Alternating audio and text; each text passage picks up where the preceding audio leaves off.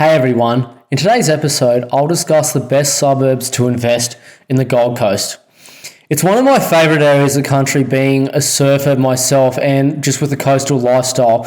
But in today's episode, I'll get into a few things. What makes a good suburb, where these are predominantly located, the numbers behind good suburbs, and then the suburbs themselves.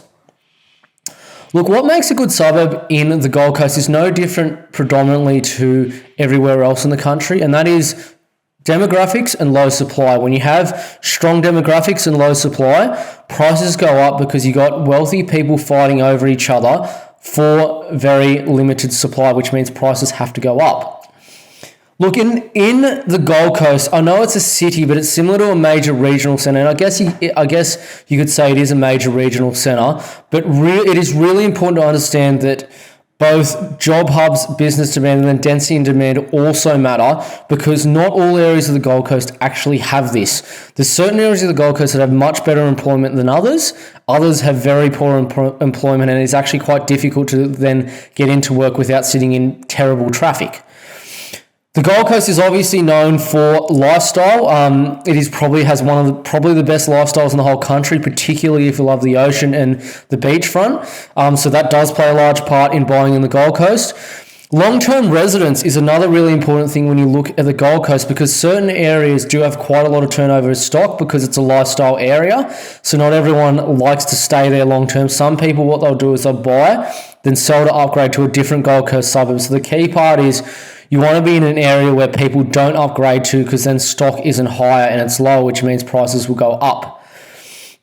Finally, industry of employment. Now, this is a big one for the Gold Coast that people don't consider. And I know I've mentioned job hubs and business demand, but the industry matters a lot simply because the Gold Coast predominantly has a large component of the actual economy dependent on tourism. That is not the industry you want the people in the suburb you're buying in to be a part of, because it is also one of the most risky industries to be a part of, and these people don't have a lot of money. You need people in strong industries living in the suburb to continually push suburb prices up and do more work on their properties as well. Look, in the Gold Coast, where these are predominantly located it is pretty much predominantly along the coast. And when I say along the coast, I really mean literally fronting the beach. I don't mean like one or two suburbs in there, literally fronting a beach. That's pretty much where all of these are. And close to main job hubs. So not every single one of these will front a beach that I'm mentioning, but predominantly, especially the more expensive ones, will predominantly front the coast or be very close to a main job hub. So you can just see here, this is Snapper Rocks at Coolangatta, and that's an area that does front the beach. If you draw a line between there and the main part of the Gold Coast, you have some of the suburbs I'm about to mention. The numbers behind good suburbs. Now, this will be an interesting one for the Gold Coast, and I've previously mentioned it's the total return you want, and that is your 30-year capital growth plus your gross rental yield. I like that to be at least 12, ideally 13% or above. But in saying that, look, that 13% needs to be predominantly made up of capital growth as high as possible. I like at least 8 to 9 to be made up of that. And it's simply because capital growth over the long term generally reverts to its long-term average. It stays fairly stagnant, whereas rental yield would slide down. And that's because rental yield grows at a lower rate than capital growth does in good suburbs. So what will happen is, if you do an internal rate of return over the long term, if your percentage of that total return is higher in capital growth, you will have a higher internal rate of return. Rather, if it is high in cash flow, it'll be lower. So that's the important thing to consider with suburbs and buying, especially in the Gold Coast, because there's not many good capital growth suburbs there. Let's start. Now, I've previously said it's cheaper, but I cannot help people that now, because it's got more expensive, and that is under 900K, and that is Southport. So you're just scraping in under 900K here, but this is just an overhead just of the bridge going over into Southport from Surfers and Main Beach. So this is what Southport looks like. It's just inside the Gold Coast spit, right in between the pretty much, should I say, Labrador and Main Beach. But great, should I say, riverfront kind of suburb. You could probably argue there is kind of a spit beach there, not really, but look, Southport really is very well located. You can see just this exceptional location here, right between Main Beach and Labrador, just north. But here as well, you've got the hospital precinct nearby, the university precinct, and pretty much the only good private school of all of the Gold Coast, which is the Southport School right there. If you can buy somewhere near that pocket, you're doing very well for under 900k, mind you, and you've got very good rental yield here as well. Look, Southport, you're probably not getting 8 or 9% growth here on average. You'll probably get 7, but your better pockets will do over 8. So that's where you want to buy in terms of Southport for under 900k in the Gold Coast. Let's get into under $1 million. And look, it is very, very tight again, but one suburb I will mention is a suburb called Varsity Lakes. Look, it's called Varsity Lakes for obvious reasons. It is full of sort of man-made lakes, so that's why it's called Varsity Lakes. Look, it's just in from Burleigh Heads.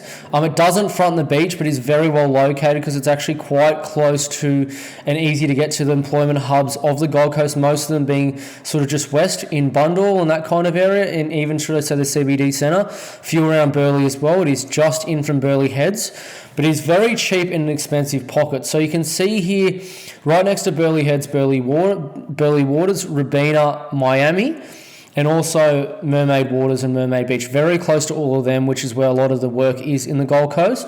And it is completely built as well. So, I mean, that'll help you in the long term.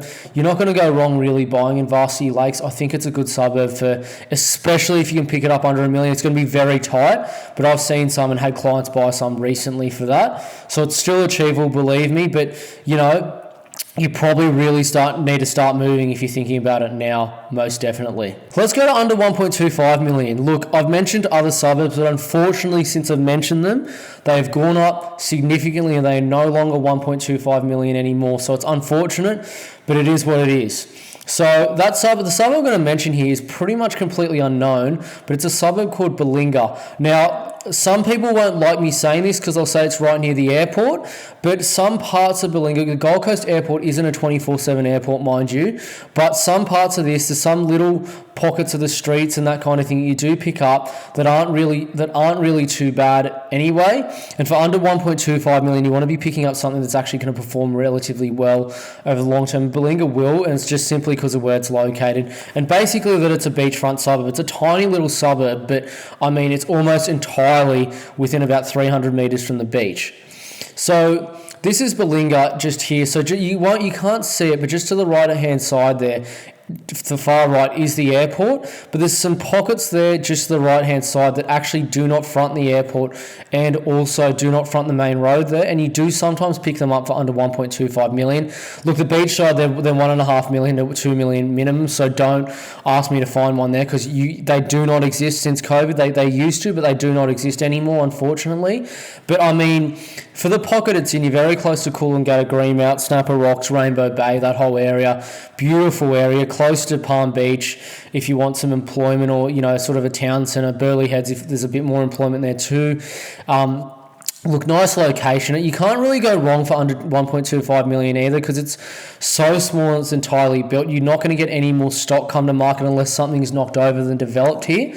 So that's another reason I'd probably consider here as well. So just consider that in the Gold Coast, under 1.25 million, pretty good option there in Balinga. Look, this surprises me, but for under 1.5 million in the Gold Coast, you've got a suburb called Miami, and it's not Miami in Florida, it's actually Miami in the Gold Coast. And I mean, in terms of where it is, it's probably one of the best located suburbs in the whole Gold Coast because it's right between Burleigh Heads and Mermaid Beach. Burleigh Heads is probably one of the most idealistic, beautiful locations of the Gold Coast. It is my favourite location of the whole Gold Coast, and Mermaid Beach is the most expensive suburb of the Gold Coast. But you're still picking up Mermaid Beach for under $1.5 million, and that's a detached house, mind you. So that is actually very underpriced, and that number has a bit more on the tank, I'm telling you right now, because that is very cheap for this suburb. Mermaid Beach, there are pockets that are done like 9% long term, so definitely one where you can make your total return really stack up.